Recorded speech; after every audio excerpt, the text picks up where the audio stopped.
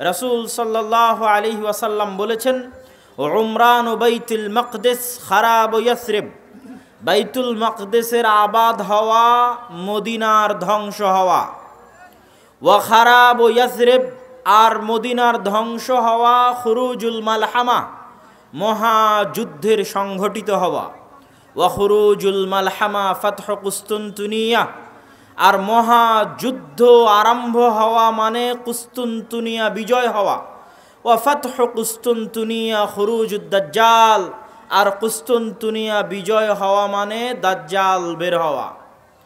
পরপর রাসূলুল্লাহ সাল্লাল্লাহু আলাইহি ওয়াসাল্লাম এই জিনিসগুলো বলছেন, তথা এগুলো একটার পর আর একটা ঘটবে। উমরান ও বাইতুল মাকদিস, মসজিদে আকসা যেই দিন আবাদ হবে সেই দিন মদিনা ধ্বংস হবে বা অনাবাদ হবে। যেই দিন মদিনা অনাবাদ হবে সেই দিন পৃথিবীতে বড় বড় যুদ্ধ সংঘটিত হবে। যেই দিন পৃথিবীতে সবচেয়ে বড় পৃথিবীর যুদ্ধ সংঘটিত হবে সেই দিন কুস্তুনতুনিয়া বিজয় হবে। যেই দিন কুস্তুনতুনিয়া বিজয় হবে সেই দিন দাজ্জাল বের হবে। তাহলে এই হাদিস কিয়ামতের পূর্ব মুহূর্তে সংঘটিত বিষয়, কিন্তু তার মধ্যে আমরা মসজিদে আকসা পাচ্ছি। আমাদের আলোচনার টপিক হচ্ছে মসজিদে আকসা বা মসজিদে আকসার আশেপাশের যে অঞ্চল, যে এরিয়া, সেখানে বৃহৎ থেকে বৃহৎ যুদ্ধ সংঘটিত হবে কিয়ামতের পূর্ব মুহূর্তে।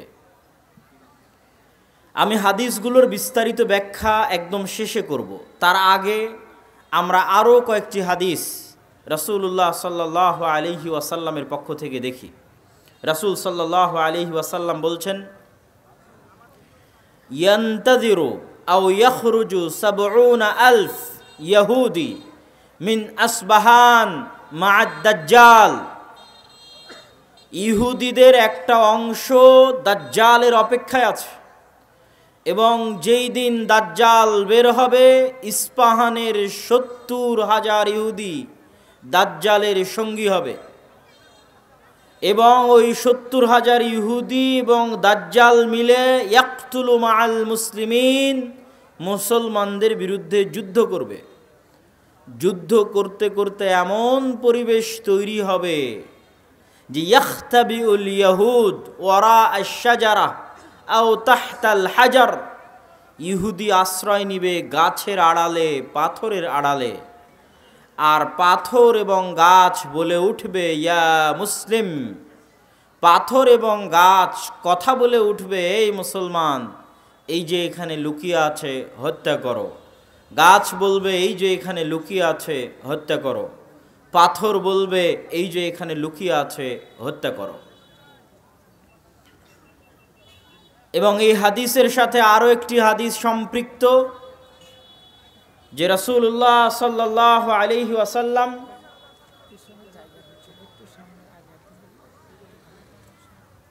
পিছনে যারা দাঁড়িয়ে আছেন, আমি অনুরোধ করব আমরা যারা সামনে বসে আছি একটু হালকা যদি চেপে চেপে বসি, তাহলে আমরা একটু সময় নিই, সমস্যা নাই। তারপরও সুশৃঙ্খল হোক অনুষ্ঠানটা, আমরাও ভালোভাবে আলোচনা করি। আপনারা সবাই একটু চেষ্টা করেন আপনাদের সামনের ফাঁকা জায়গাগুলো পূরণ করতে। কেন না, সমস্যা নেই, ঠিক আছে।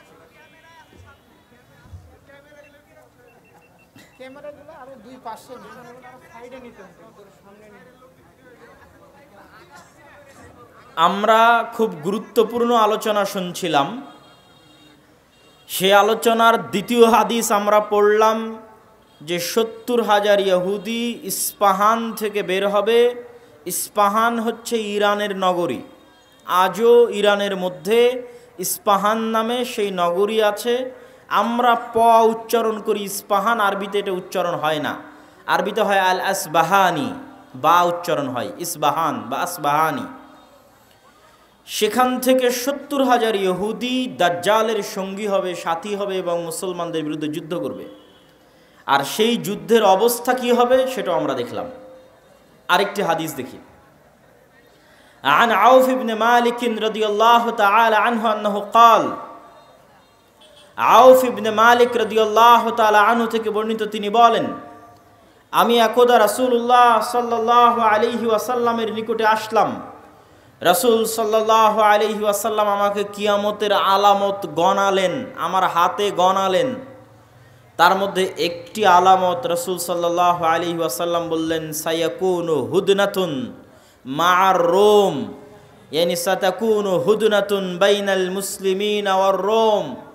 রোমান খ্রিস্টানদের সাথে মুসলমানদের একটি চুক্তি হবে, আর রোমান খ্রিস্টানেরা এবং মুসলমানেরা চুক্তিবদ্ধ হয়ে তৃতীয় কমন শত্রুর বিরুদ্ধে যুদ্ধ করবে, তথা রোমান খ্রিস্টানদের শত্রু আর মুসলমানদের শত্রু এক।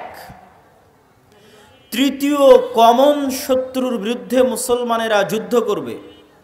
এই যুদ্ধে রোমান খ্রিস্টান এবং মুসলমানেরা বিজয়ী হবে। বিজয়ী হওয়ার পর একজন খ্রিস্টান দাঁড়িয়ে বলবে যে আমরা আজকে বিজয়ী হয়েছি লিহাজা সলিব, এই ক্রুশের কারণে। গলায় ঝুলানো ক্রুশ দেখিয়ে বলবে এটার কারণে আজকে আমরা বিজয়ী হয়েছি।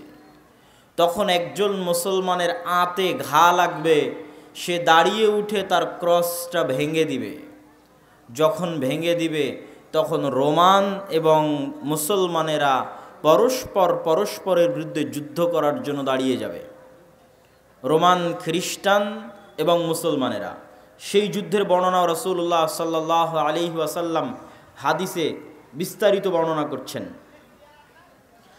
عن أبي هريرة رضي الله تعالى عنه أنه قال رسول الله صلى الله عليه وسلم, আবু হুরায়রা রাদিয়াল্লাহু তাআলা আনহু থেকে বর্ণিত, তিনি বলেন রাসূল সাল্লাল্লাহু আলাইহি ওয়াসাল্লাম বলেছেন, লা তাকুমুস সাআহ, কিয়ামত ততদিন পর্যন্ত সংঘটিত হবে না, হাত্তা ইয়ানজিলার রোম বিল আ'মাক আও বিদাবিক, যতক্ষণ না রোমান খ্রিস্টানেরা অবতীর্ণ না হচ্ছে সিরিয়ার আমাক এবং দাবেক নামক জায়গায়।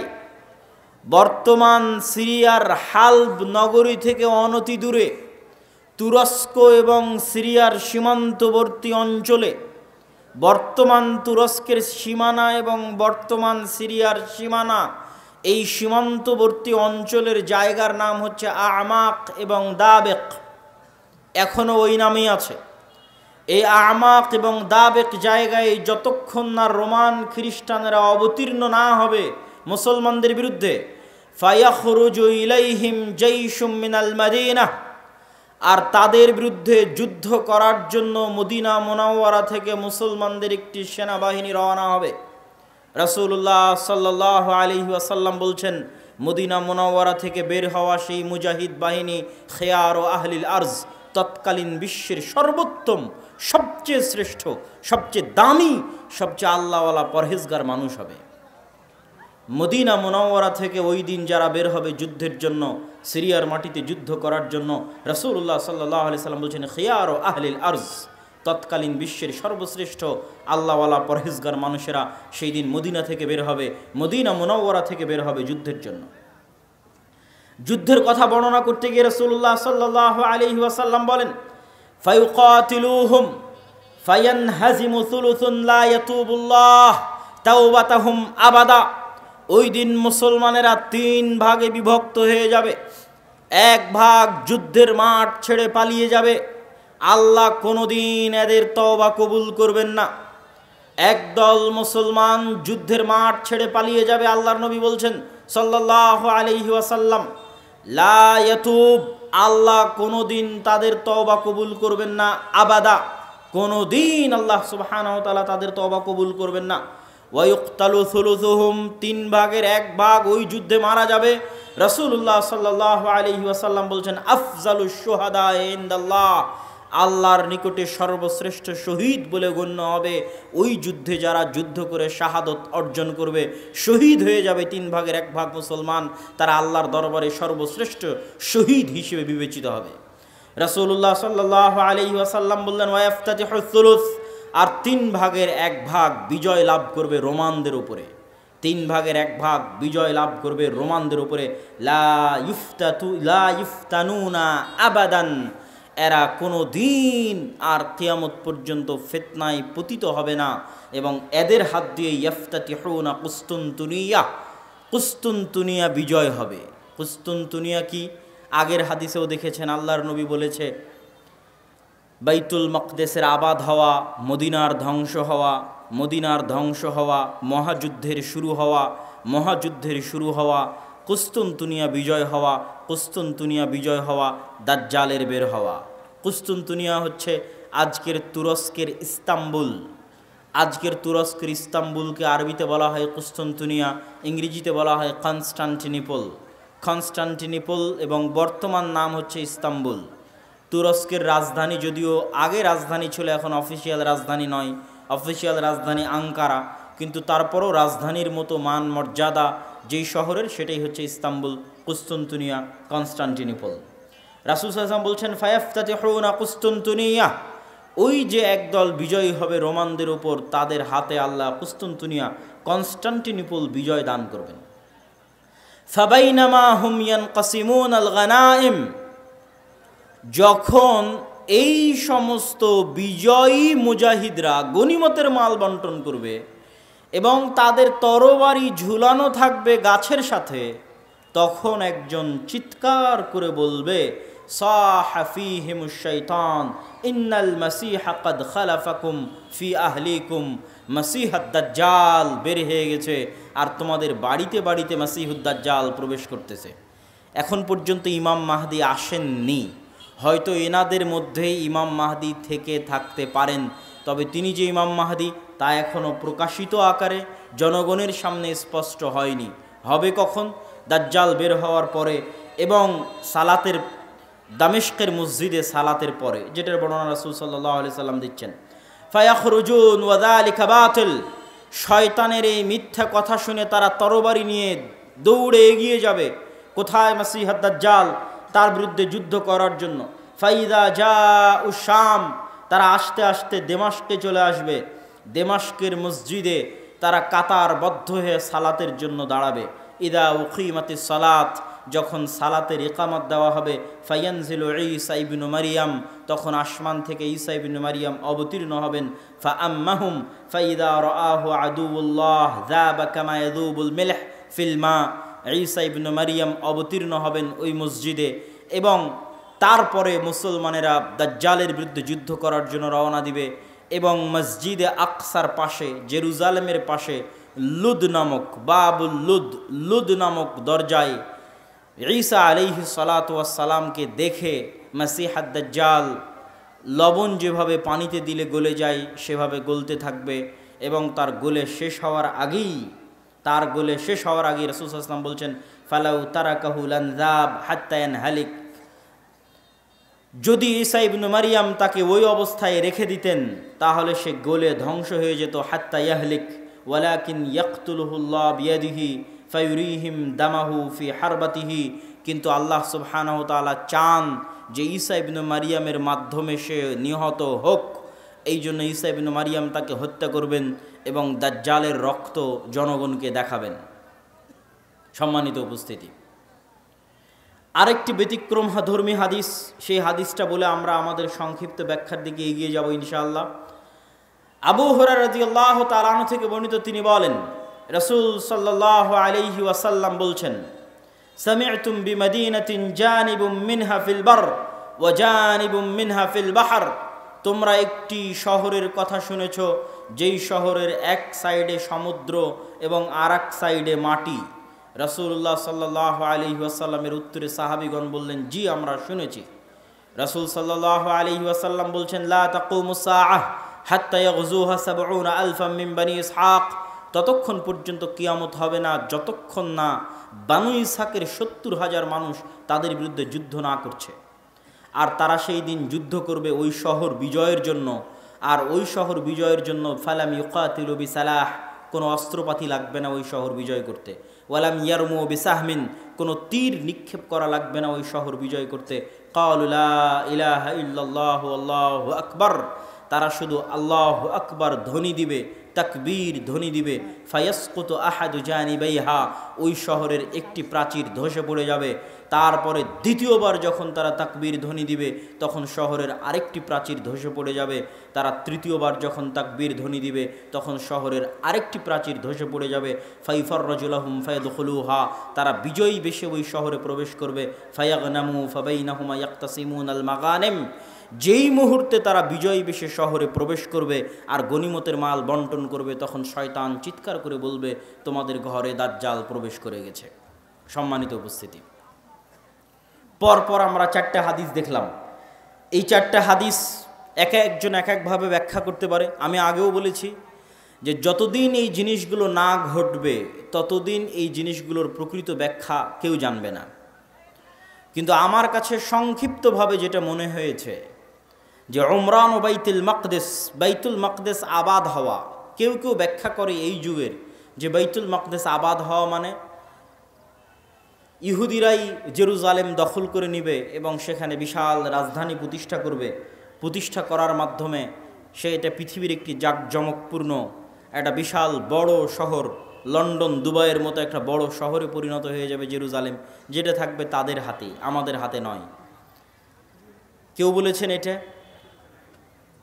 আর আমার কাছে সংক্ষিপ্তভাবে মনে হয়েছে যে উমরান ও বাইতুল মাকদেস আবাদ হওয়া মানে মুসলমানদের হাতেই বাইতুল মাকদেস থাকবে এবং মুসলমানেরাই বাইতুল মাকদেস বিজয় করবে এবং সেখানে সালাত সিয়াম সকল কিছু বাস্তবায়ন হবে এবং বাইতুল মাকদেস মুসলমানদের হাতে আগেই বিজয় হবে, তথা যে ঘটনাগুলো পরবর্তীতে সংঘটিত হচ্ছে সেগুলোর আগেই মুসলমানদের হাতে বাইতুল মাকদেস থাকবে। কখন থাকবে আল্লাহ সুবহানাহু ওয়া তাআলা ভালো জানেন।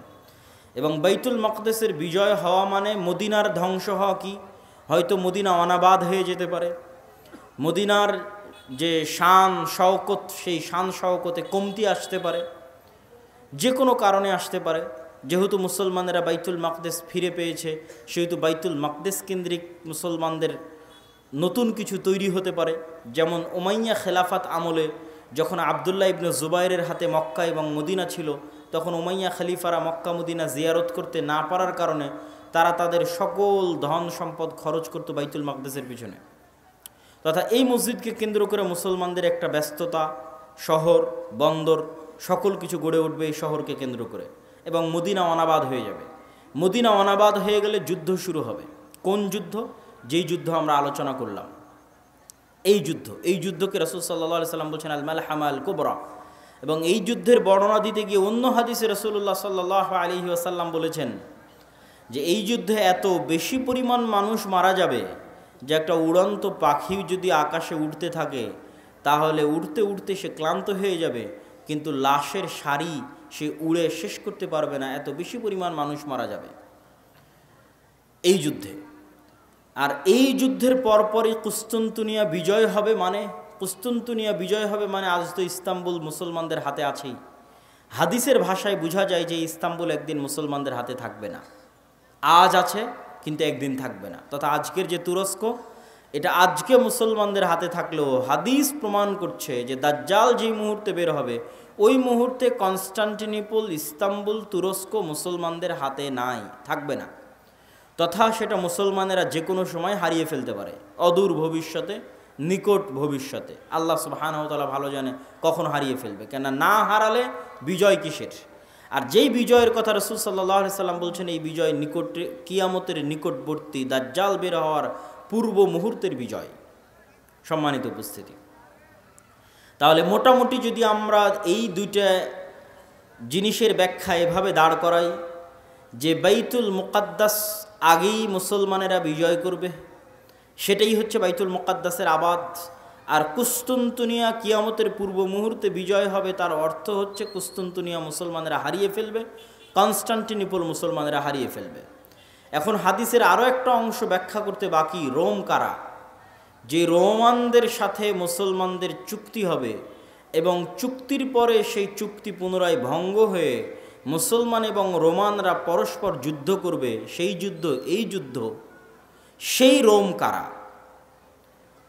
এ বিষয়ে মুহাদ্দিসিনে কেরাম এবং মুফাসসিরিনে কেরামের মধ্যে মতভেদ হওয়ার সবচেয়ে বড় কারণ হচ্ছে আল্লাহর নবীর যুগে রোম বলতে যাদেরকে বোঝানো হতো তাদের রাজধানী ছিল কনস্টান্টিনোপল।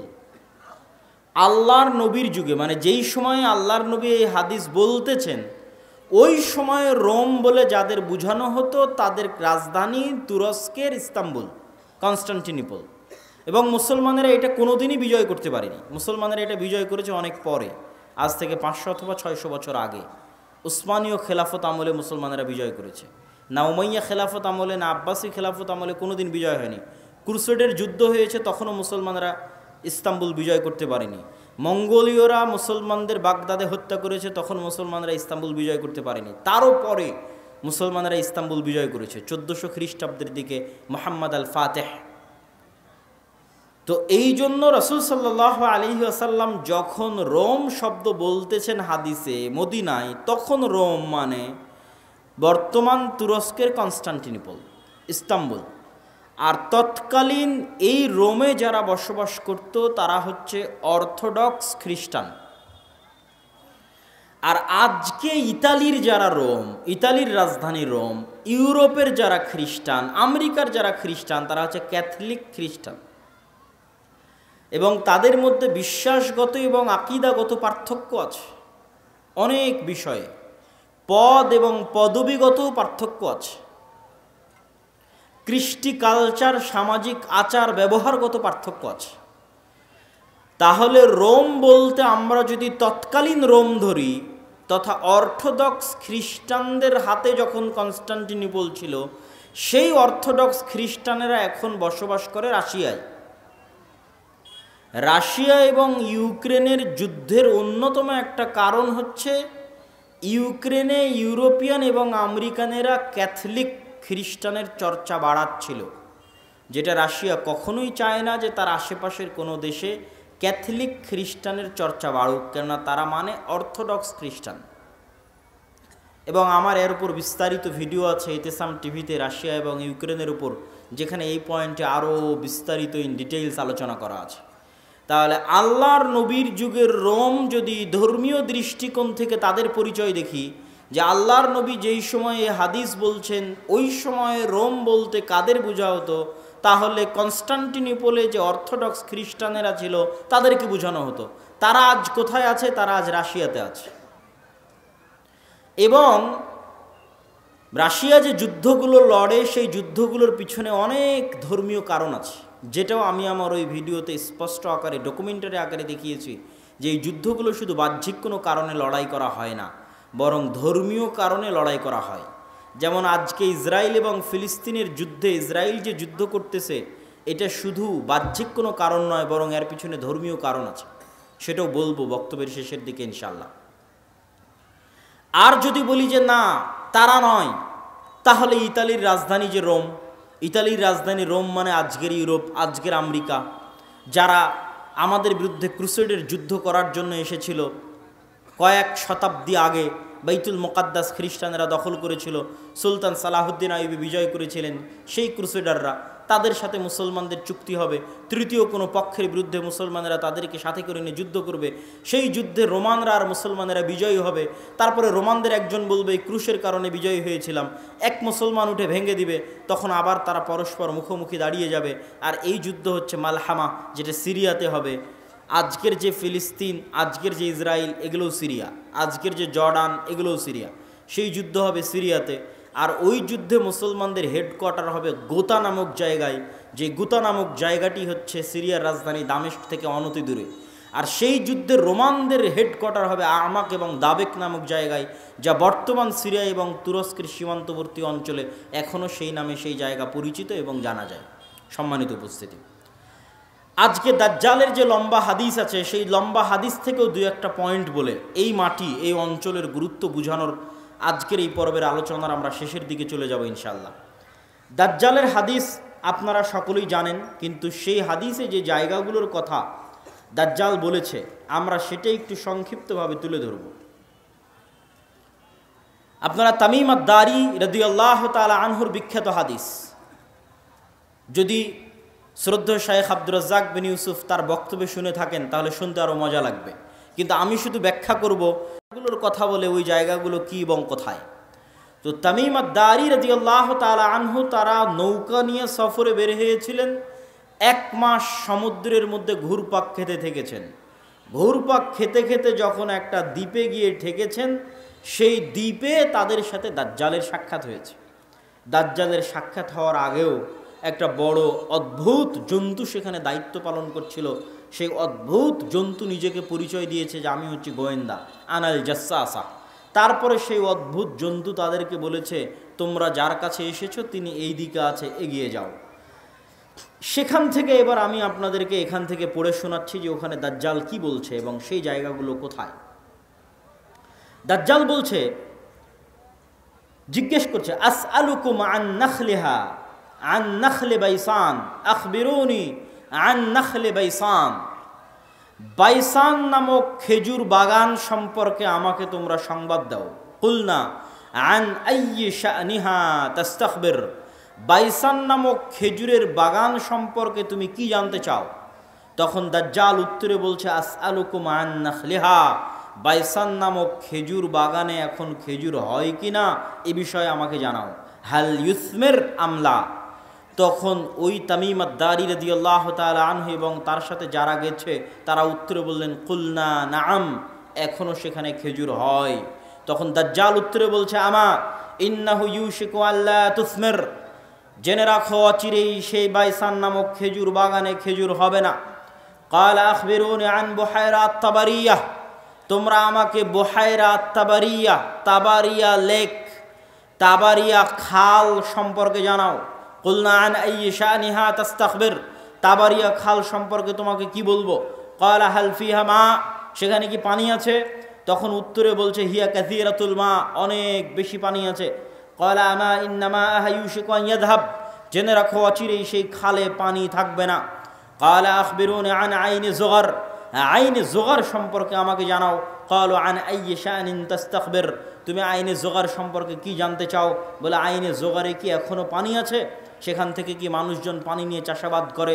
তখন আমরা বললাম, হ্যাঁ, হিয়া কাসীরাতুল মা, এখনো মানুষ সেখান থেকে পানি নিয়ে চাষাবাদ করে। তখন সে উত্তরে বলল, অচিরেই সেখানে পানি থাকবে না। তখন বলছে, আখবিরুনি আন নাবিয়্যিল উম্মিয়িন। উম্মিয়িনদের নাবী সম্পর্কে আমাকে জানাও। অশিক্ষিত মূর্খ যারা লেখা জানে না, পড়া জানে না, তাদের জন্য যে নবী প্রেরণ করা হয়েছে সেই নবী সম্পর্কে আমাকে জানাও। এই মর্মে কথা সামনের দিকে আগাতে থাকলো। সম্মানিত উপস্থিতি, এখানে 3টে জায়গার কথা বলেছে দাজ্জাল। আশ্চর্যজনক হলেও সত্য যে আজকের পৃথিবীতে এই 3টি জায়গায়, তন্মধ্যে বাইসান নামক খেজুরের বাগান এবং জোগার নামক ঝর্ণা, এই 3টাকে এক্সাক্ট চিহ্নিত করা খুব কঠিন হয়ে যায়। বিশেষ করে আইনে জোগারকে এক্সাক্ট চিহ্নিত করা যে এইটা আইনে জোগার, এটার বিষয়ে নিশ্চিত কেউ গবেষকরা এখন পর্যন্ত তথ্য দিতে পারেনি। কিন্তু বাইসান খেজুরের বাগান সম্পর্কে মোটামুটি ধারণা পাওয়া যায় যে এই খেজুরের বাগান হচ্ছে বাইসান খেজুরের বাগান। আর বুহাইরা আত-তাবারিয়া এটা এত প্রসিদ্ধ, এত ব্যাপক, এত পরিচিত যে সবাই জানে। এমনকি ইসরায়েলে সারা পৃথিবী থেকে শত শত খ্রিস্টান এই বুহাইরা আত-তাবারিয়া দেখার জন্য যায়। এই জন্য দেখার জন্য যায়, তারা মনে করে তাদের তাওরাত, তাদের বাইবেলে ঈসা আলাইহিস সালাতু ওয়াস সালামের যত মোজেজার কথা বলা আছে, সকল মোজেজা তিনি দেখিয়েছিলেন বুহাইরা তাবারিয়ার ওপরে অথবা বুহাইরা তাবারিয়ার পাশে। সেই মোজেজা যদি হয় অন্ধ ব্যক্তিকে চক্ষুস্মান করে দেওয়া, সেই মোজেজা যদি হয় টাকওয়ালা ব্যক্তির মাথায় চুল গজিয়ে দেওয়া, সেই মোজেজা যদি হয় মৃত ব্যক্তিকে জীবিত করা, এগুলোর অধিকাংশ মোজেজা তাদের বিশ্বাস অনুযায়ী ঈসা আলাইহিস সালাতু ওয়াস সালাম এই লেক, এই খালের পাশে অথবা তার উপরে তিনি করে দেখিয়েছিলেন, এই জন্য তারা দেখতে আসে। এবং এইটা চলমান বর্তমান ইসরায়েলের সীমানার অন্তর্ভুক্ত। এবং আনুমানিক গবেষণা অনুযায়ী বাইসানের খেজুরের বাগান এবং জোগারের ঝর্ণা এবং তাবারিয়ার লেক 3টাই বর্তমান ইসরায়েলের সীমানার অন্তর্ভুক্ত, যেই জায়গাগুলোর কথা এই হাদিসে দাজ্জাল তামিম আদ-দারি রাদিয়াল্লাহু তাআলা আনহুকে জিজ্ঞেস করতেছে। তাহলে একদম যদি আমরা সামারি এবং সারমর্ম করি, তাহলে কিয়ামতের পূর্ব মুহূর্তে যা যা সংঘটিত হবে সব বড় বড় ঘটনা এই মাটিতে, এই জমিনে সংঘটিত হবে, শামের মাটিতে সংঘটিত হবে। আল মসজিদুল আকসা বাইতুল মুকাদ্দাস কেন্দ্রিক যে এরিয়া, যে জগৎ, যে দেশ, সেখানে সংঘটিত হবে। এবং আমি আমার অতীতের বক্তব্যগুলোতে বলেছি যে বাইতুল মুকাদ্দাসই একমাত্র কারণ পৃথিবীর, যেই কারণে পৃথিবীর 90% মানুষ যুদ্ধে জড়িয়ে যেতে পারে, যেই কারণে পৃথিবীর 90% মানুষ যুদ্ধে জড়িয়ে যেতে পারে, তার অন্যতম একটি কারণ হচ্ছে মসজিদে আকসা। কেননা পৃথিবীর তিনটা ধর্মের মানুষ এই মসজিদের দাবিদার। ইহুদিরা দাবিদার, খ্রিস্টানেরা দাবিদার, আমরা মুসলমানেরা দাবিদার। যেহেতু তিনটা ধর্মই আসমানি দিন, আসমান থেকে এসেছে, তিনটা ধর্মের গ্রন্থই আসমানি গ্রন্থ। ওই দুইটা গ্রন্থে বিকৃতি এসেছে, ওই দুইটা ধর্মে বিকৃতি এসেছে। ইসলামে বিকৃতি আসেনি, কোরআনে বিকৃতি আসেনি। কিন্তু যেহেতু একই জায়গা থেকে আগত, এই জন্য ঘটনা, আকিদা, বিশ্বাস, কাহিনী অনেক কিছুই সেম এবং কমন।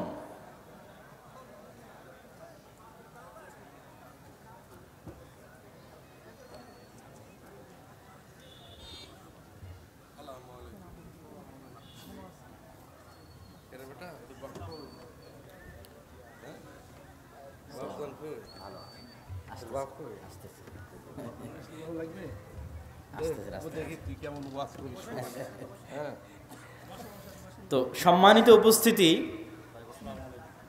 আমরা যে বিষয়ে আলোচনা করছিলাম যে বর্তমান মসজিদে আকসা এবং বর্তমান বাইতুল মুকাদ্দাস পৃথিবীর তিনটা ধর্মের নিকটে পবিত্র স্থান। আর এই পবিত্র স্থান হওয়ার কারণ হচ্ছে এই তিনটা ধর্মই আব্রাহামিক রিলিজিয়ান, সেমেটিক রিলিজিয়ান।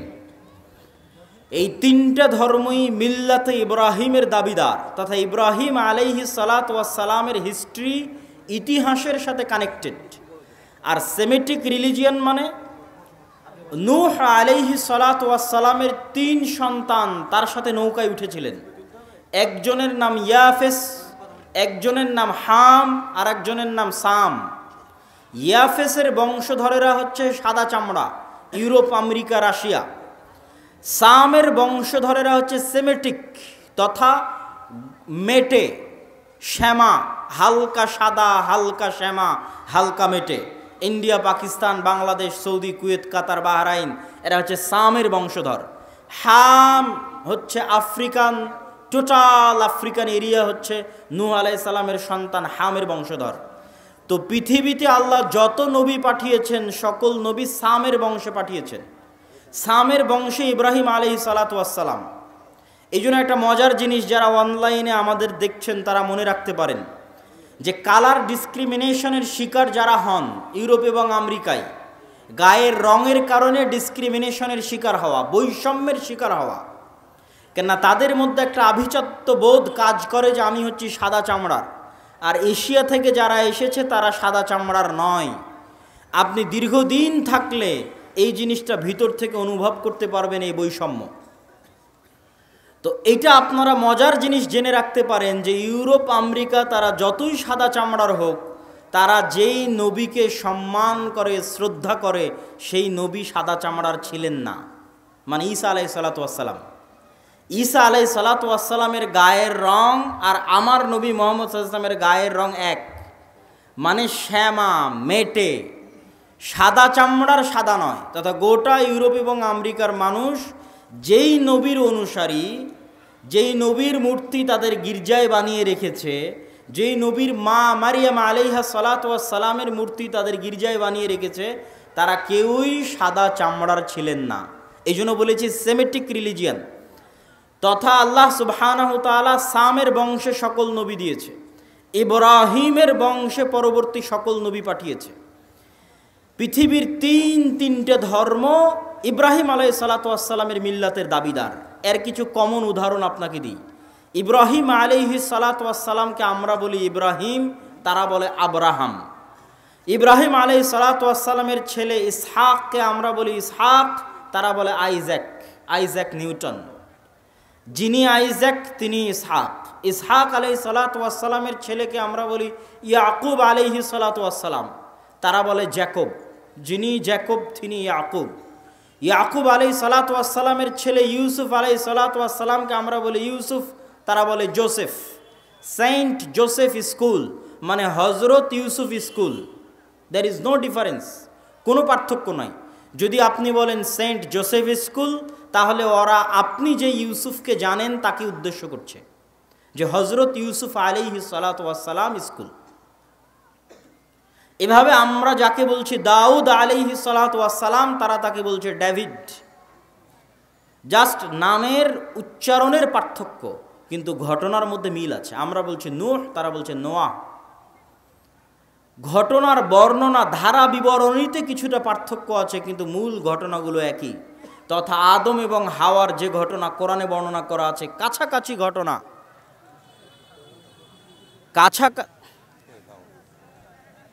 কেমন আছে?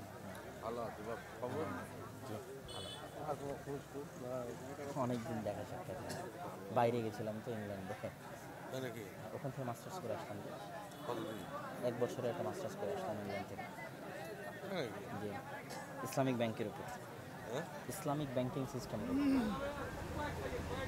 এই তানজিল ভাই, আব্বুকে ডেকে নিয়ে আসেন। নিয়ে আসতেছেন? হ্যাঁ, আমি বলতেছি, বক্তব্য শেষের দিকে চলে যাচ্ছে, দেখেন। হ্যাঁ হ্যাঁ বলবো ইনশাল্লাহ, আমি বুঝাবো, বক্তব্যের মধ্যে বলবো।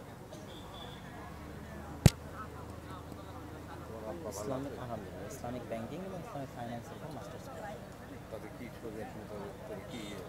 আমার বুঝে তো মনে হয় না সেটা সব ভালো। ইসলামী ব্যাংকে টাকা নেওয়া থতো দেখি কি করে হাট ক্যাপ না পড়ে।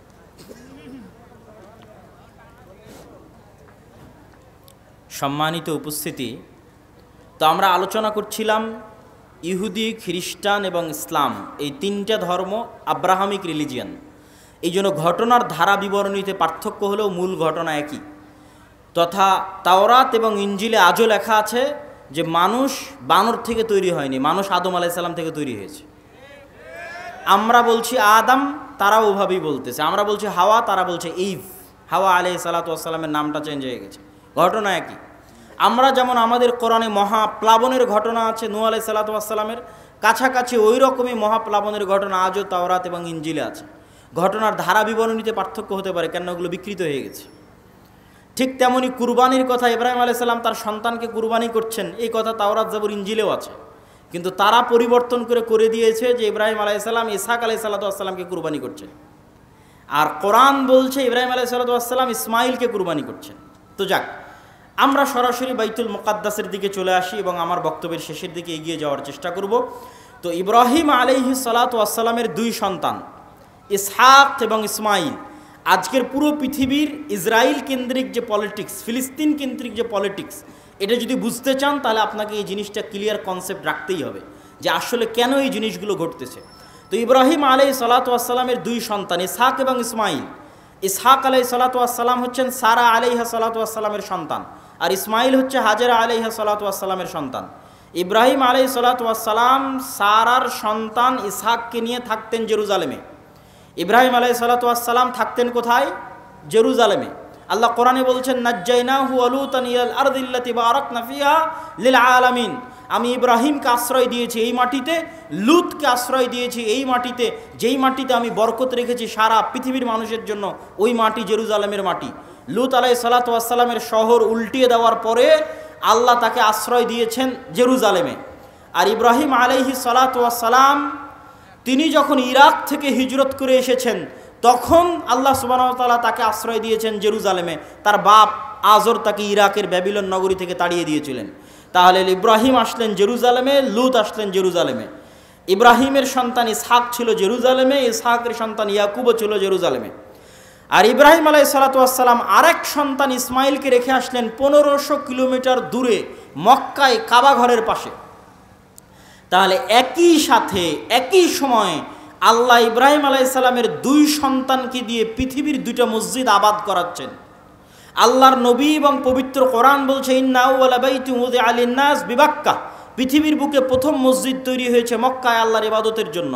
আর আল্লাহর নবী বলছেন মক্কার 40 বছর পর, কাবার 40 বছর পর মসজিদ তৈরি হয়েছে আল মসজিদ আল আকসা, বাইতুল মুকাদ্দাস। তাহলে ইব্রাহিম আলাইহিস সালাতু ওয়াস সালামের এক সন্তান ইসহাক এবং তার বংশধরেরা আবাদ করছে মসজিদ আকসা, আর ইব্রাহিম আলাইহিস সালাতু ওয়াস সালামের আরেক সন্তান ইসমাইল এবং তার বংশধরেরা আবাদ করছে কাবা, একই সময়ে একই সাথে। আর ইব্রাহিম আলাইহিস সালাতু ওয়াস সালাম নিজে জেরুজালেম থেকে মক্কায় যাতায়াত করেছে 4 থেকে 5 বার। একবার হাজেরা আলাইহিস সালাতু ওয়াস সালাম এবং ইসমাইলকে রাখতে গেছেন, একবার জবাই করতে গেছেন, একবার কাবা ঘর তৈরি করতে গেছেন, একবার ছেলেকে এমনি দেখতে গেছেন, পাননি, স্ত্রীকে তালাক দিয়ে আসতে বলেছেন। লম্বা ঘটনা সহিহ বুখারীতে পাবেন। তাহলে ইব্রাহিম আলাইহিস সালাতু ওয়াস সালাম পৃথিবীর একমাত্র নবী যিনি একই সাথে এই দুইটা পবিত্র মসজিদের সাথে কানেক্টেড, একই সাথে।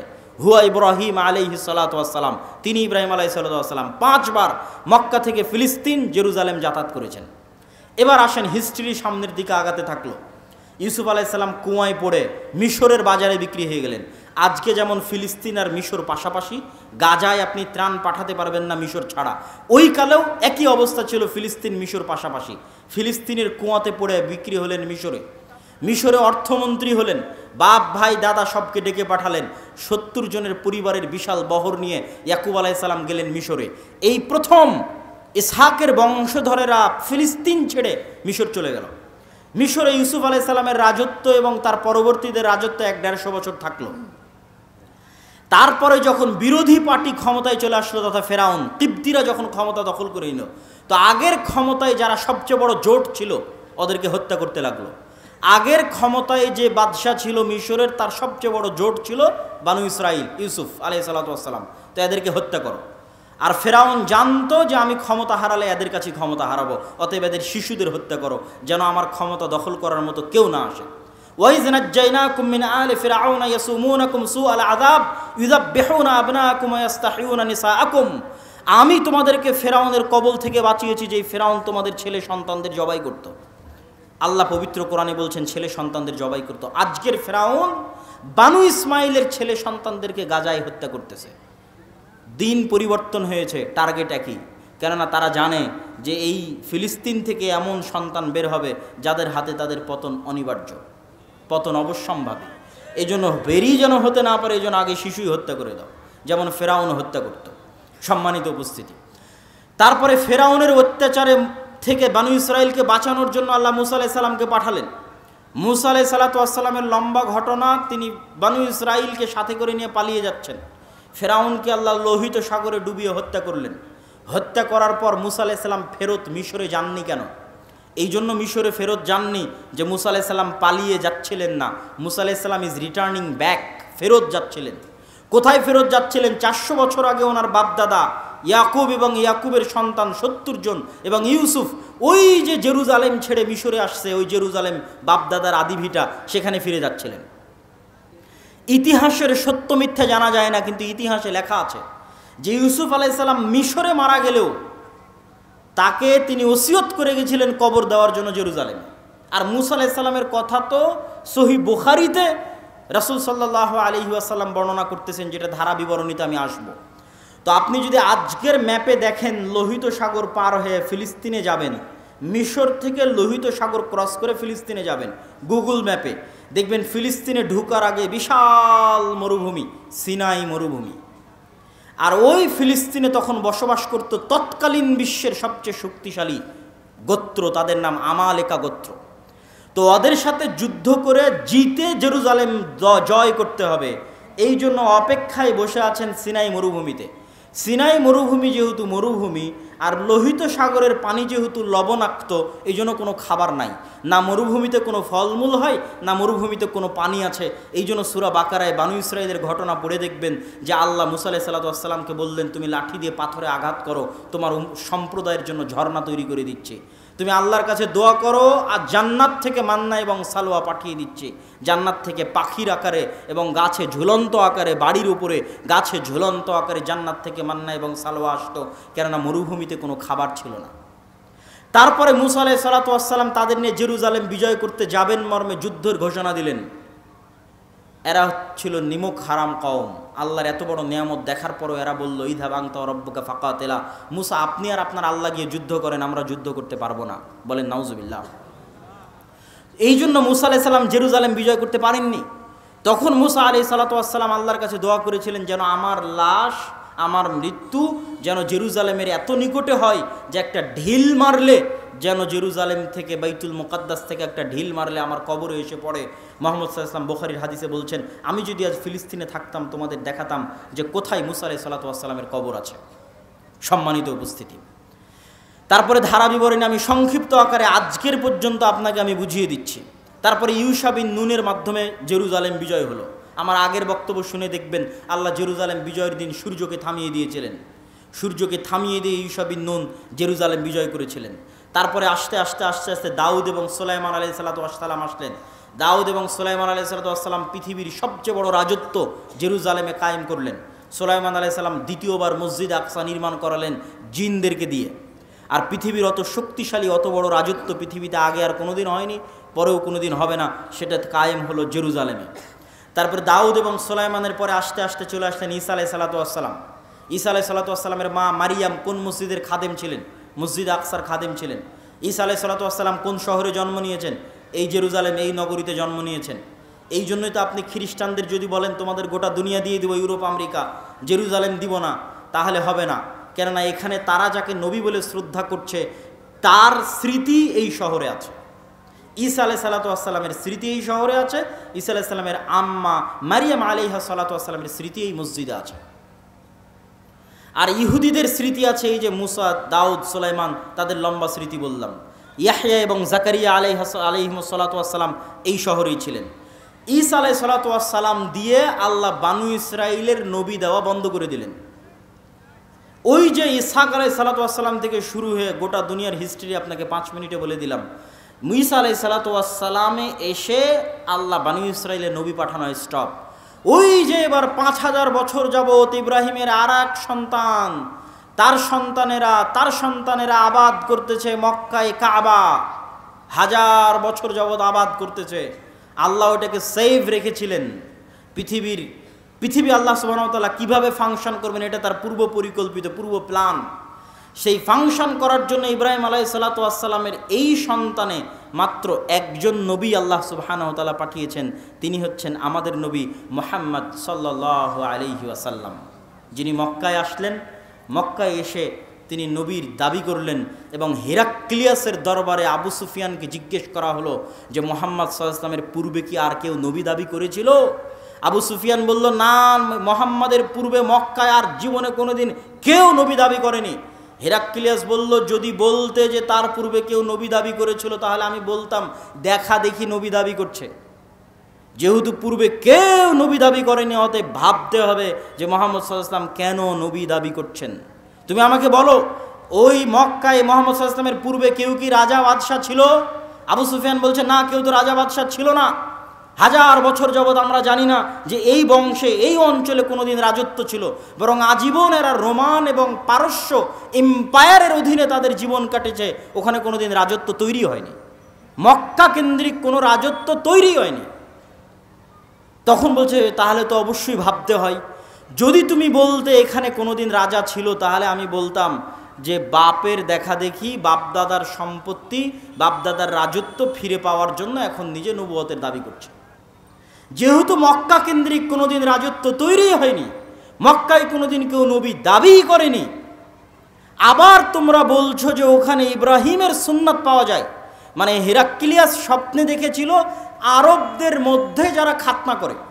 হেরাক্লিয়াস সব পাদ্রীদের ডেকে বলছে, কারা খাতনা করে? পাদ্রীরা বলল, শুধু ইহুদিরা খাতনা করে। বললাম, না, আমি স্বপ্নে দেখেছি আরবদের মধ্যে কারা খাতনা করে। আরবদের মধ্যে কেউ খাতনা করে আমি তো জানি না।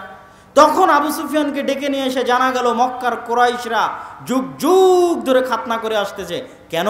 মক্কার কোরাইশদের আদি পিতা তো ইসমাইল আলাইহিস সালাতু ওয়াস সালাম, যিনি ইব্রাহিমের সন্তান। এটা ইব্রাহিমের সুন্নাত, মিল্লাতে ইব্রাহিমের সুন্নাত। সম্মানিত উপস্থিতি, এই জায়গায় হলো সুপারিয়রিটিতে ধাক্কা। ইহুদি এবং বানু ইসরাইলের যে সুপারিয়রিটির থিওরি, পৃথিবীর মাত্র 2টা জাতি এত ভয়ঙ্কর সুপারিয়রিটিতে বিশ্বাস করে, যা পৃথিবীর আর কোনো জাতি বিশ্বাস করে না, একটা ব্রাহ্মণ আর একটা ইহুদি। হিন্দুদের মধ্যে যে 4টা গ্রুপ আছে তার মধ্যে একটা হচ্ছে ব্রাহ্মণ, তারা বিশ্বাস করে যে তারা হচ্ছে খোদার মাথা থেকে, তাদের প্রভুর মাথা থেকে সৃষ্টি হয়েছে, এই জন্য তাদের সম্মান মর্যাদা সবার উপরে, বাকি সব তাদের গোলাম, শূদ্র বৈশ্য ক্ষত্রিয় যা আছে সব তাদের গোলাম। আর এরা বিশ্বাস করে যারা আল্লাহর সন্তান, বলেন নাউজুবিল্লাহ, এরা বিশ্বাস করে এরা আল্লাহর সন্তান, এবং এদের সবচেয়ে বড় গর্ব হচ্ছে যে ইব্রাহিমের সন্তান, ইসহাকের বংশধর। যদিও আজকের আধুনিক বিশ্বে কোনো প্রমাণ নাই যে চলমান ইসরায়েলে যারা বসবাস করছে এরা ইব্রাহিম আলাইহিসসালাতু ওয়াসসালামের ব্লাডলি কানেক্টেড। কি জন্য প্রমাণ নাই? আমার আগের আলোচনা থেকেই দলিল পেয়ে যাবেন। আগের আলোচনায় বলেছি ইব্রাহিম আলাইহিসসালাতু ওয়াসসালাম নূহের সন্তান সামের বংশধর, না নূহের সন্তান হামের বংশধর, না নূহের সন্তান ইয়াফিসের বংশধর? কি বক্তব্য শুনলেন? কার বংশধর? সামের বংশধর। আর সেমিটিকদের গায়ের কালার কীরকম হয়? সেমিটিকদের গায়ের কালার হচ্ছে মেটে, শ্যামা, সাদা চামড়া তো ইয়াফিস। তাহলে ইউরোপ এবং আমেরিকার গায়ের চামড়া, গায়ের কালার নিয়ে এসে ফিলিস্তিনে বসে দাবি করবা যে তুমি ইসহাক আলাইহিসসালাতু ওয়াসসালামের বংশধর, ইয়াকুব আলাইহিসসালাতু ওয়াসসালামের বংশধর, দিস ইজ ইম্পসিবল, এটা হতেই পারে না, অসম্ভব। অন্তত গায়ের চামড়ায় তো মিলতে হবে, গায়ের রঙে তো মিলতে হবে। এই জন্য কোনো ঐতিহাসিক ডকুমেন্ট নাই যে তারা তার সন্তান, কিন্তু দাবি করে। তো ওই দাবির ভিত্তিতে আমরা আলোচনা করতেছি যে তাদের যে সুপারিয়রিটি থিওরি, যে আমরা আল্লাহর সন্তান এবং আমরা ইব্রাহিম আলাইহিসসালাতু ওয়াসসালামের অমুক সন্তানের পরবর্তী বংশধর, এই জন্য আমাদের জন্য দয়া, আমাদের জন্য রহমত, আর বাকি পৃথিবীর সব গোলাম। সবকে যদি আমরা মেরে হত্যা করি তবুও কোনো পাপ হবে না। ভাই, এটা বিশ্বাস করে, আল্লাহর কসম করে বলছে এটা বিশ্বাস করে, না হলে এত নিষ্ঠুর হওয়া মানুষের জন্য সম্ভব নয়। আপনি যখন বিশ্বাস করবেন যে এই সমস্ত মানুষকে হত্যা করলে আমার গুনাহ হবে না, তখনই আপনি এত নিষ্ঠুর হতে পারবেন। যে গত 10 দিনে আপনি 9-10,000 মানুষকে হত্যা করছেন, কিন্তু আপনার অন্তর কাঁপে না। কেন কাঁপে না? আপনি তো বিশ্বাসই করেন না যে গুনাহ হবে। ওই যে সুপারিয়রিটি থিওরি, সারা পৃথিবীর সব মানুষকে যদি হত্যা করে দেওয়া হয় তবুও তাদের দৃষ্টিতে তারা গুনাহগার হবে না, কেন? তারা হচ্ছে আল্লাহর সন্তান আর বাকি সব হচ্ছে গোলাম। এই হচ্ছে তাদের বিশ্বাস। এই সুপারিয়রিটি থিওরিতে সবচেয়ে বড় ধাক্কা দিয়েছে মুহাম্মদ সাল্লাল্লাহু আলাইহি ওয়াসাল্লাম। কেন? মুহাম্মদ সাল্লাল্লাহু আলাইহি ওয়াসাল্লামও বললেন আমি ইব্রাহিমের বংশধর। কথা কি আমার বুঝতে পারছেন? মুহাম্মদ সাল্লাল্লাহু আলাইহি ওয়াসাল্লাম ইব্রাহিমের সন্তান ইসমাইলের বংশধর, বানু ইসমাইল। আর তারাও জানতো যে আরবে শেষ নবী আসবে।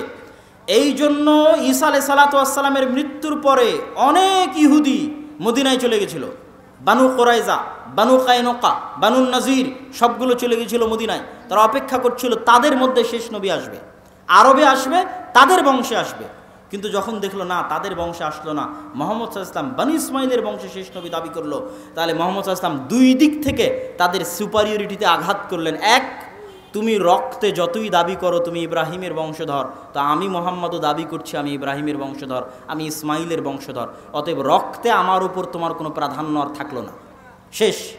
আমার উপর তোমার প্রাধান্য রক্তে থাকলো না, এই জিনিসটা তারা বুঝে গেল। এবং তারা এটাও বুঝে গেল যে মুহাম্মদ সাল্লাল্লাহু আলাইহি ওয়াসাল্লামের কওমের জন্য আল্লাহর পক্ষ থেকে তাদের কিতাবে বর্ণিত যত ওয়াদা, যত রহমত, যত বরকত, সব রহমত, সব বরকত এবার মুহাম্মদ সাল্লাল্লাহু আলাইহি ওয়াসাল্লাম এবং তার উম্মতের জন্য আসবে।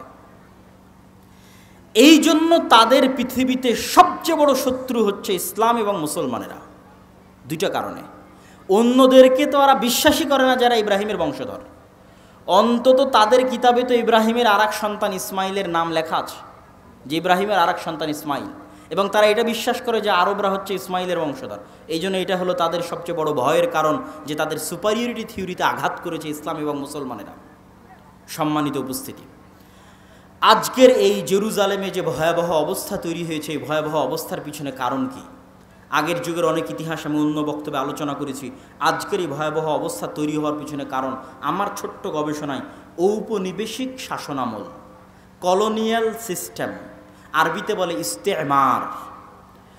আমরা যারা আজকে এই দেশে বসবাস করছি, যারা আপনারা সামনে বসে আছেন, 1935-1937 সালের আগে আপনাদের বাপদাদারা জমির মালিকই ছিল না। আপনি আজকে যে জমির দলিল নিয়ে দাবি করছেন এই জমি আমার, এই দাবি 35-37-এর আগে এই অঞ্চলের মানুষ করতে পারত না। কেননা আমাদের বাপদাদারা 190 বছর ছিল ব্রিটিশদের গোলাম। তথা আমরা ছিলাম কলোনি, ব্রিটিশের কলোনি। এই জন্য 190 এবং 200 বছর গোলামি করতে করতে আমাদের রক্তের মধ্যে গোলামি ঢুকে গেছে। আর এই দেশ ছেড়ে যখন ব্রিটিশরা গেছে 3টে দেশে ভাগ করে গেছে, ভারত, বাংলাদেশ, পাকিস্তান। ঠিক সারা পৃথিবীর প্রায় মুসলিম দেশই কোনো না কোনো ইউরোপিয়ান কান্ট্রির কলোনি